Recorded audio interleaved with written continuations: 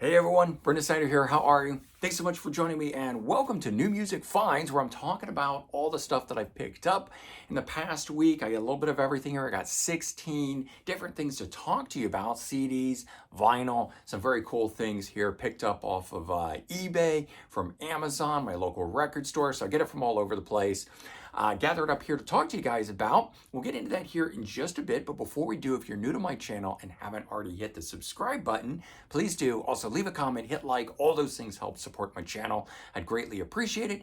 And of course, as an added bonus, if you turn on notifications, you'll never miss an episode and you'll be up to date on everything going on in the world of music, or at least here on this channel. All right, so kicking things off, I like to start with new releases, and this past week was a pretty major one in my opinion. Their first album in 15 years, the brand new Black Crowes album, Happiness Bastards. Interestingly, they put the name of the band on the back side of the album. I kind of would have thought that should have been the front of it with that on the back, but open it up. You get the whole thing if you want, but not very good in terms of marketing, in my opinion, because there's just nothing on this cover to scream Black Crowes. I mean, they do have a particular logo and style and things that would let you know that it was them. I think it would draw more attention to it, but regardless, this is a phenomenal album. It's their ninth studio album. Like I said, first in 15 years. We got two founding members, but also one from the mid 90s. So we got Chris Robinson on vocals and Rich Robinson, his brother, on guitars, and bassist Sven Pippen in the lineup. And I gotta say, the album is fantastic. It's totally worth picking up. It is the best thing they've done since By Your Side, and By Your Side was the best thing they had done since Shake Your Moneymaker, at least in terms of the classic sort of rock sound that they started off with. I love the second album, Southern Harmony Musical Companion, but that was a real Divergent style album away from the debut. But yeah, definitely, this is so good. Definitely check it out, pick it up. I highly recommend it. All right, next up we had a charity single from Dire Straits frontman Mark Knopfler, simply called Going Home, theme from Local Hero. So what was interesting about it, and you can kind of see it there in the cover, is 60 different guitar heroes and performers and people on this track.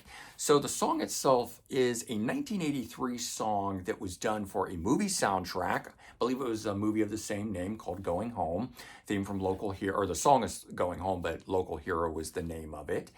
And they've now re-recorded and reinterpreted this song.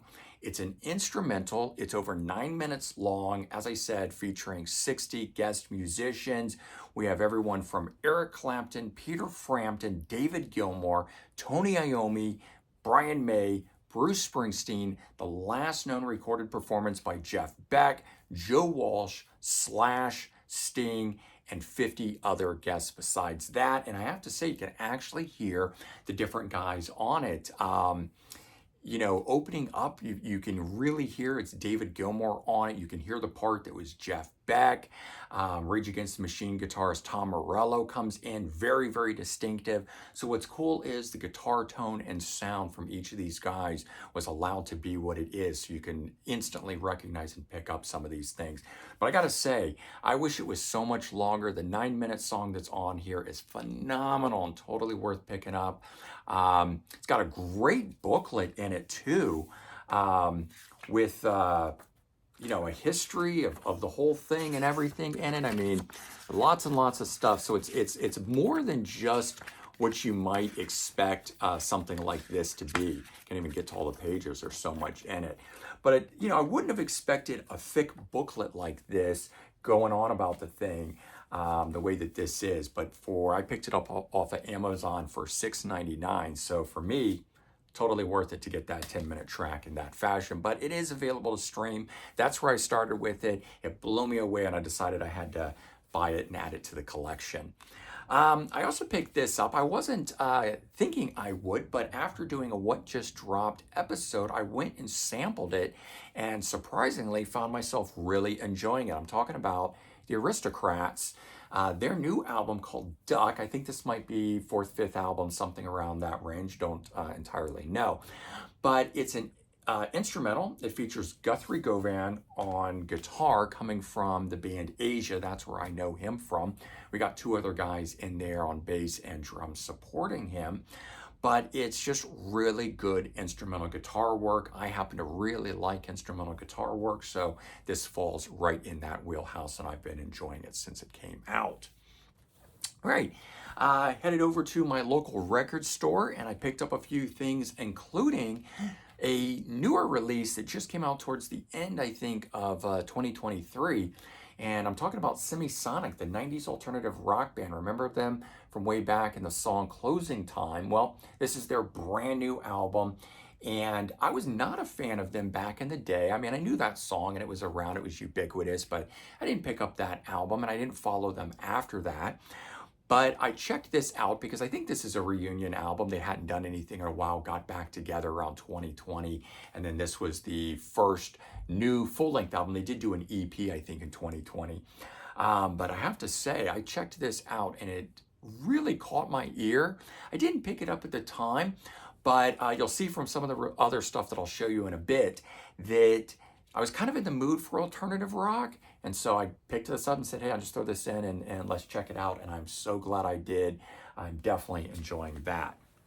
And if you watch my music news roundup, not this past Friday, but the Friday before, I think, or actually it was this past Friday, I think, I announced that unfortunately, funk bassist T.M. Stevens passed away.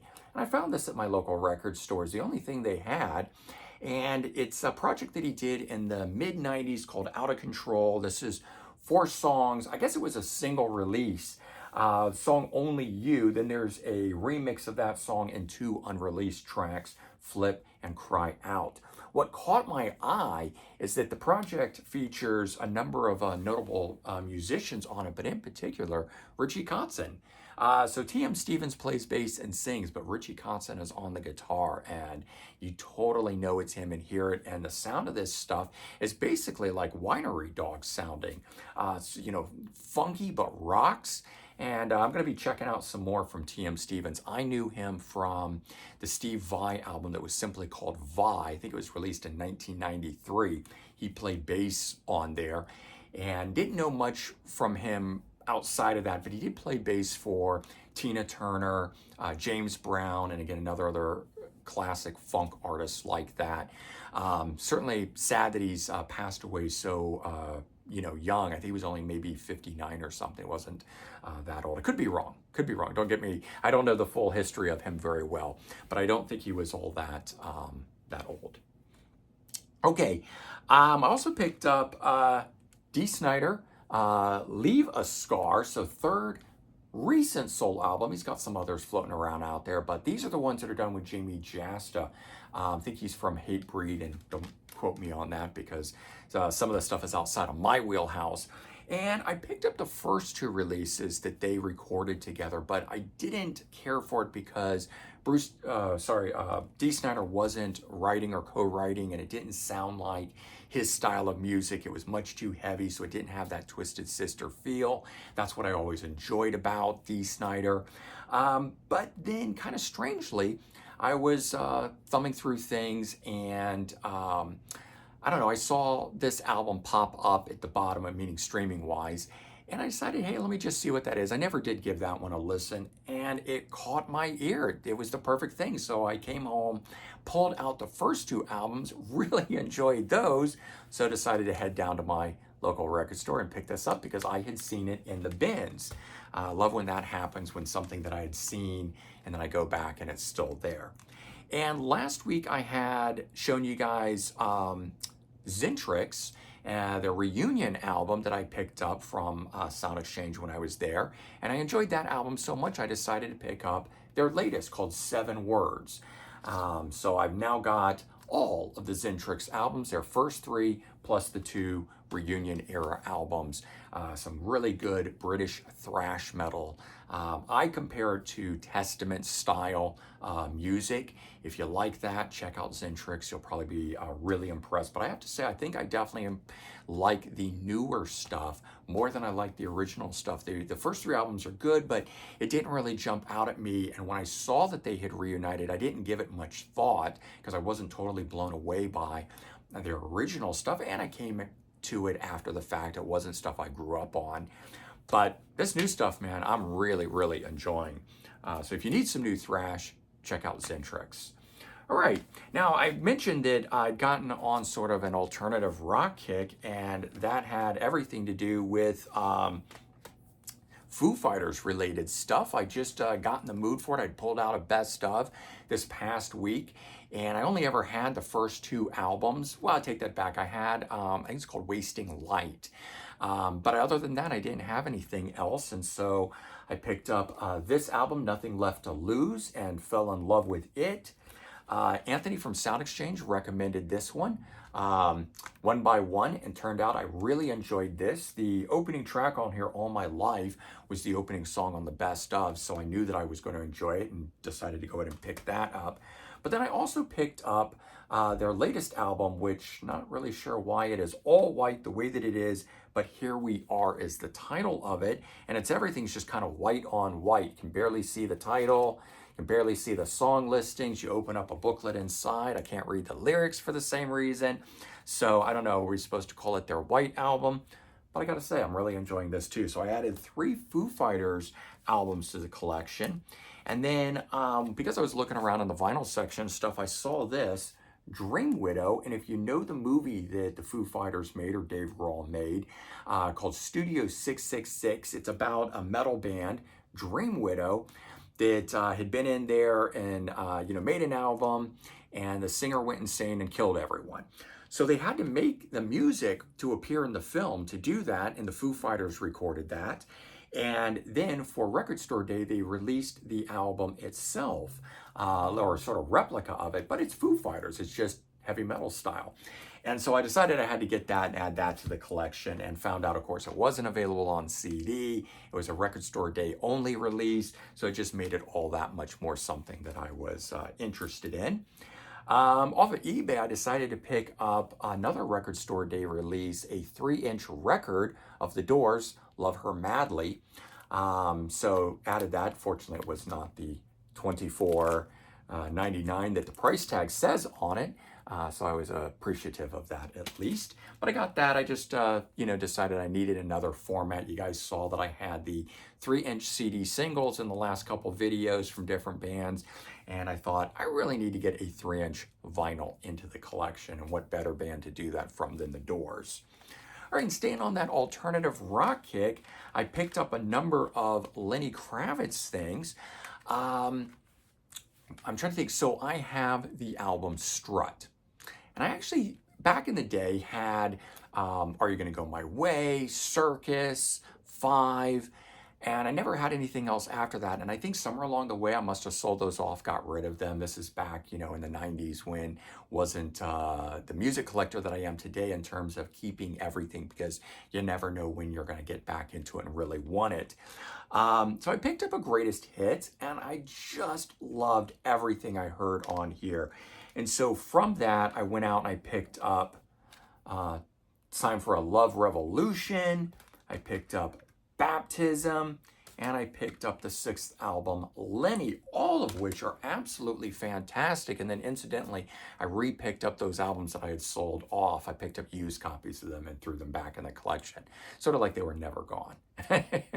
So, moral of the story, don't sell anything that you have, because you never know when you're going to suddenly want it, which is the motto I go by today, and why I refer to the collection that I have as a music library, and I don't get rid of anything anymore unless I just absolutely don't like it, or it irks me in some way that I just can't stand having it in the collection.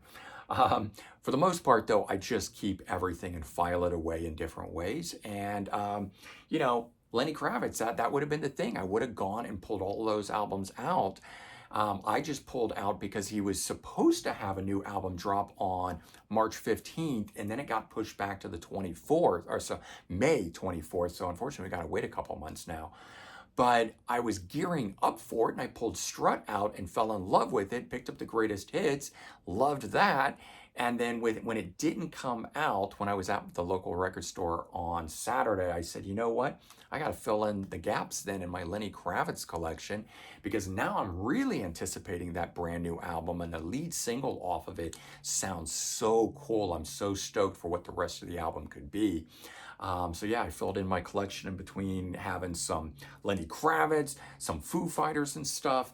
Definitely given the alternative rock a twirl in the collection, where I don't normally go off in that direction as much as I certainly do with rock, glam metal, sort of my first loves. But anyway, there you go. Those are the 16 items that I picked up this past week. Hopefully you enjoyed seeing me run through all of that and break it down for you, give you a little bit of insight as to why I picked up what I picked up. And maybe it gave you some ideas about things to go either pick up yourself or dig back into your music library and enjoy too. All right, everyone, take care. Have a good one, and I'll talk to you real soon. Bye-bye.